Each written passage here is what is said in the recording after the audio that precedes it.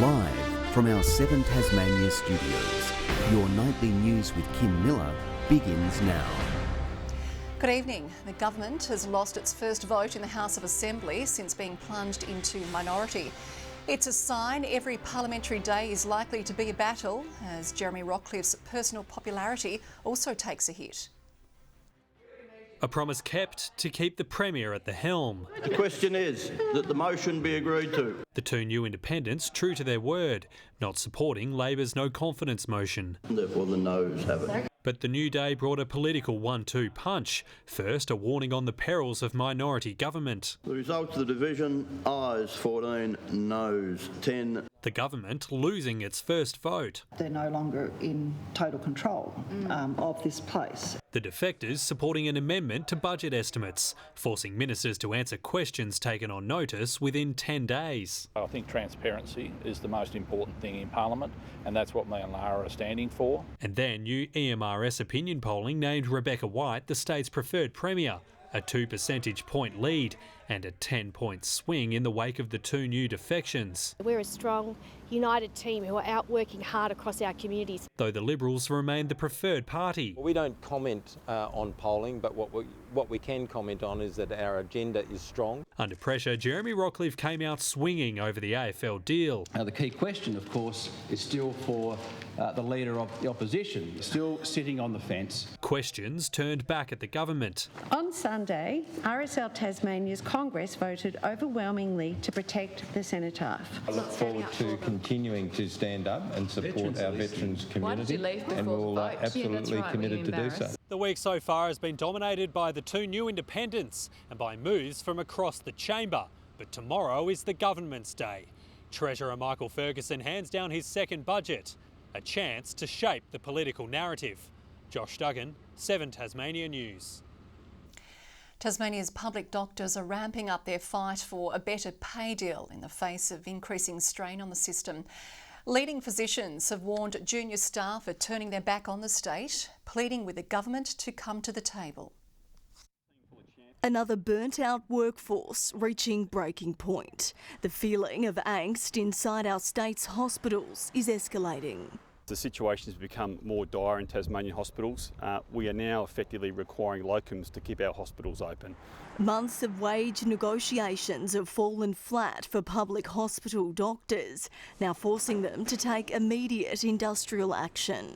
We said to the government back last year that we have got a line in the sand and they haven't met it. So when we have that offer that's genuine, that is going to be competitive, then we'll certainly be back at the table. It won't mean patient care will be impacted. Instead, doctors will look to highlight the plight of serious understaffing.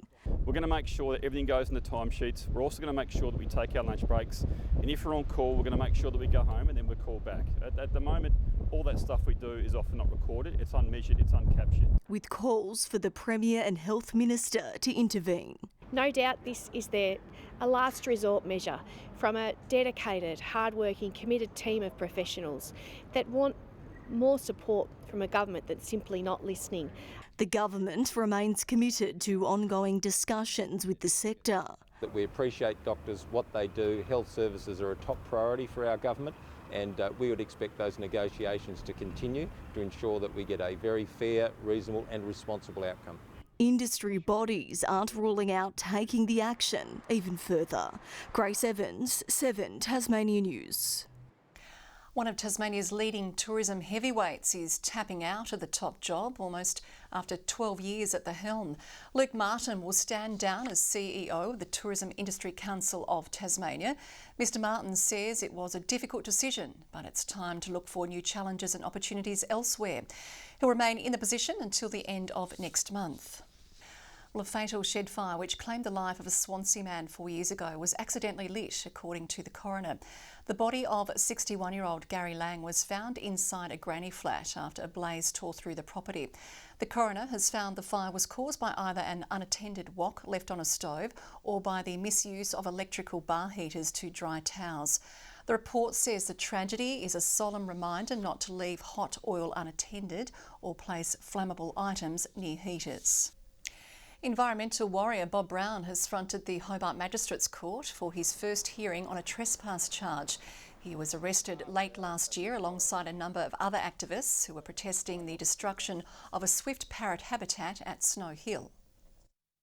We will, of course, fight this because I'm very proud to be making a stand along with my fellows campaigners for the forests and for the swift parrots and for Tasmania. Mr Brown has indicated he will enter a plea of not guilty, with the matter adjourned until July 20.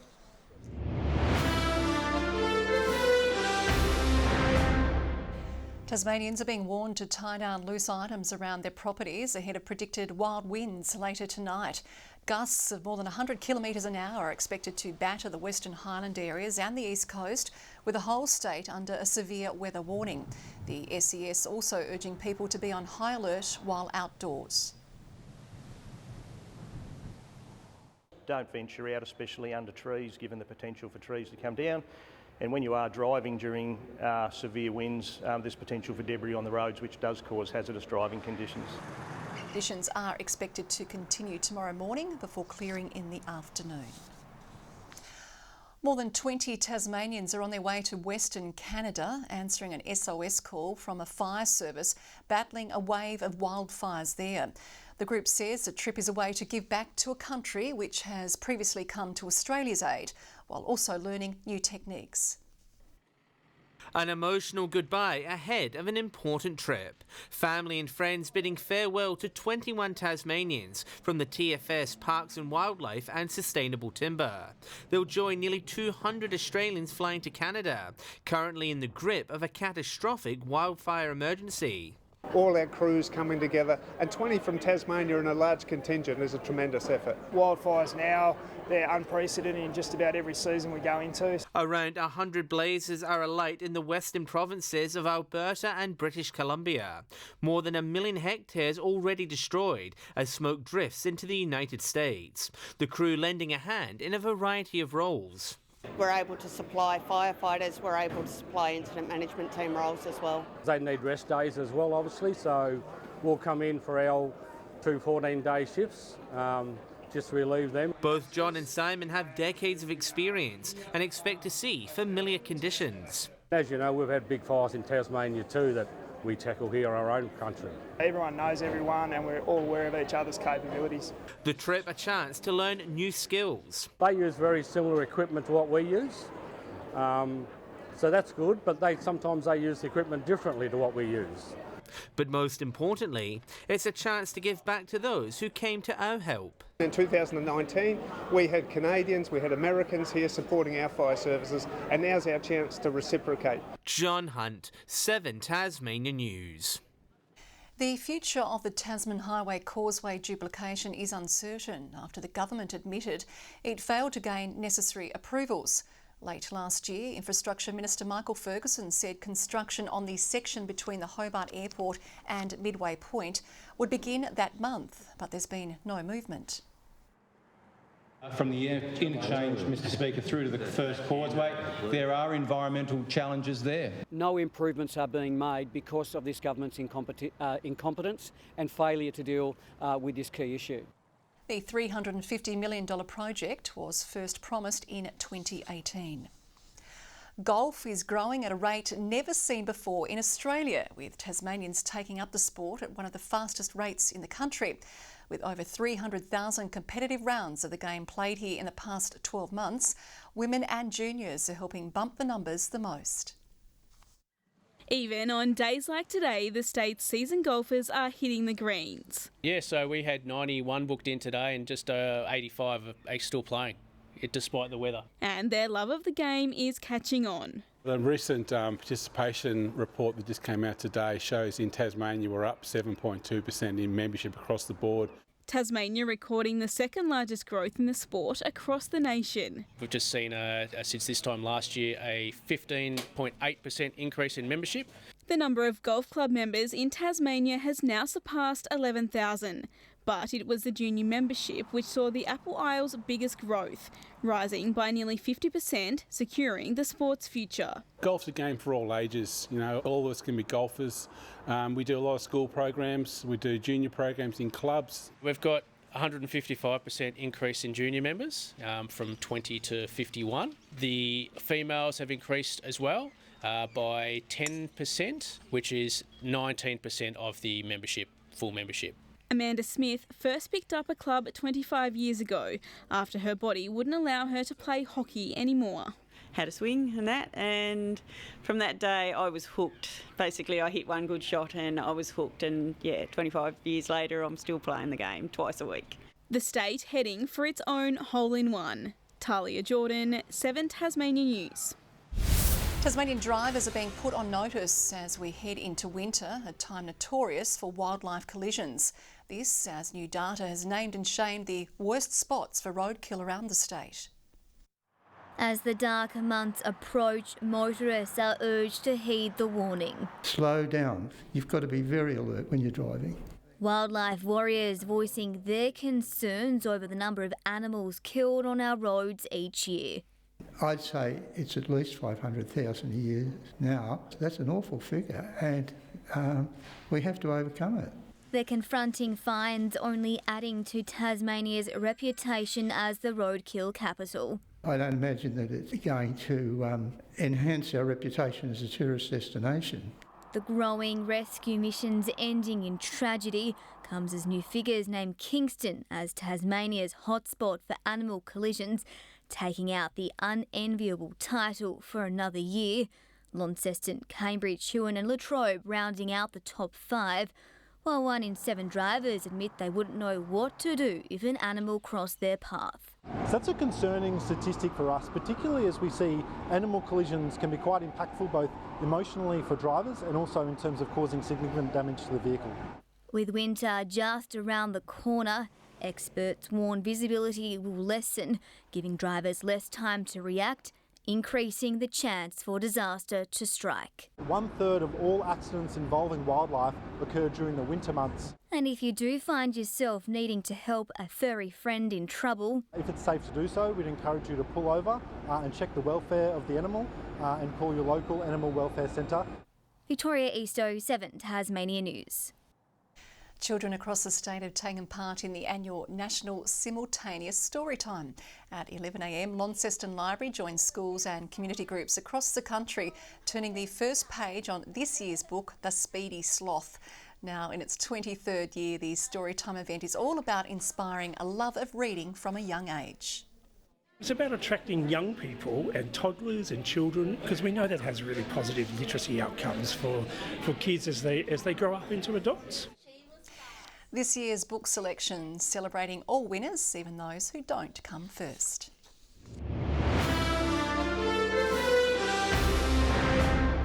One of Tasmania's female football pioneers says creating history means a lot to her. New Norfolk's Melinda Green kicked her 300th goal on Saturday, becoming the first woman to achieve the feat. Taking 176 games to reach the milestone, her career has included stints at the Tigers, Clarence, Lindisfarne and representing Tasmania. The veteran pleased at how far women's footy has come since she started playing in 2007. 2008, 4 games, 5 games, and now we've got Div 2's got a roster of 18 games without finals. Like, it's just amazing, and the thing that I'm happy to see is these young kids coming up. Green says this is likely to be her last year, despite being within reach of the 200-game milestone. Both Hobart Chargers sides are preparing for a season-defining period of the NBL1 season, beginning this week against Eltham. Only 2 places separate the women's sides on the table. The Chargers need a win to keep in touch with the top 8. Meanwhile, the men are backing their young stars to fire against the top-of-the-table Wildcats, despite a growing injury list. We don't lose anything when they hit the floor, so we're getting better every week. We've just got to get some healthy bodies back on the floor. Keely Frolling will potentially miss a handful of Tornadoes games if she makes the final cut for the FIBA Asia Cup. She was part of 2021's bronze-winning team, which played in Jordan. I've been putting in a lot of work and kind of felt that come to fruition in the games and stuff, so I'll be looking at rolling into Asia Cup with that form. And the Northwest Thunder is expecting to go into its home game against Eltham on Saturday night largely unchanged. After adding to his rugged resume over the weekend, motocross man Jonty Reinders is closing in on his first green and gold jersey. The Railton rider is in the mix for Australia's Enduro team heading to Argentina after taking out a national title in the West. On the bike, Jonty's jumping to great heights. Hours of mastering motocross on his home paddock here in Railton turned into national acclaim over the weekend when Reinders won the ultra-demanding Australian 4-day Enduro title in Harvey, WA. As well as physically, it's mentally demanding. That's because riders spent 7 hours a day on the bike, and Reinders was under the pump until the very end, winning by just half a second. It was the first time I had ever done it, and there's obviously some really big name riders that have won it. His name could be the next big one. The Tasmanian is firmly in the frame for his first national call-up when the very best head to Argentina for the international 6 days of Enduro later this year. It's like the Olympics of the motocross, the 6-day. His win in WA is the best credentials he could put forward, being the closest challenge Australia has to the global gathering. For me to go out and win that event really helps my chances of getting onto that 4-rider team to go to Argentina. If he'll swap Railton for San Juan, we'll find out soon. While he waits, the homemade track will keep the Sherco Speedster in check. I can just come out here and have a mess about and ride over some logs and just always hone on a lot of the basic skills as well as trying to go fast. And finally tonight, the Launceston Running Festival has announced defending half marathon champion and course record holder Brett Robinson will return to this year's event. And he's in good form after recently obliterating Rob De Castella's record for the fastest marathon by an Australian. So certainly a very difficult one to beat there, Kim. Yeah, cool. Thank you very much, Tom. Good evening. Over central, southeast and eastern parts of the state today, temperatures shot up above average. Hobart 19, Launceston 14, 15 the high for Devonport and Burnie. Campania and Bushy Park warmed up to 21 degrees and Ouse reached 20. Grove and Friendly Beaches 19, St Helens 17, Strawn and the Bass Strait Islands 16 and Smithton and Low Head a top of 15 today. Showers did fall mainly over the west and north. Mount Barrow had 7 millimetres to 4 p.m, the thickest cloud there sitting over those regions today. An extensive band of cloud is over southern WA, extending over the Bight, as most of the country remained cloud-free. Tomorrow, a pair of high centres sit over the continent with a cold front crossing southeastern states. The 30 to 40 knot northwesterly winds will continue for a time early tomorrow before easing slightly and shifting westerly. Swells to 4.5 metres in western waters. Bit to warn you about, we have that severe weather warning for damaging winds that's been issued for all of Tasmania. A gale warning from southeast Cape to Sandy Cape along with the southwest lakes. A strong wind warning for remaining coastal waters and the central plateau lakes. So the wind continues and we have a bushwalkers alert too for the western and central plateau. Tomorrow, Hobart expecting a shower or two, a top of 17 after 13 this evening, 16 the high for Cygnet, showers for New Norfolk as well. Launceston, a high of 15 with showers, rain and winds easing from Devonport, 15 the top and 14 for Campbelltown. Burnie, a high of 15. Strawn, rain and 15, 15 also for Smithton, and for St Helens, a top of 16 degrees, shower or two for Swansea, 17 the high and 14 for Fingal. On Friday, a frost in the east and fine for most, however, a shower expected over the west and south and the Bass Strait Islands. Need a drink. Looks like a wet weekend as well. Showers on Saturday except for the east, and on Sunday showers again more focused over the north and west. Just 19 in Perth tomorrow and partly cloudy. Rain for Adelaide and Melbourne. Sunny weather on the way for Canberra, Sydney and Brisbane, and a sunny 31 in Darwin. Hobart, cloudy, 16, 13 in Launceston, windy in Devonport right now and 14 degrees. Big night in news tonight, Kim.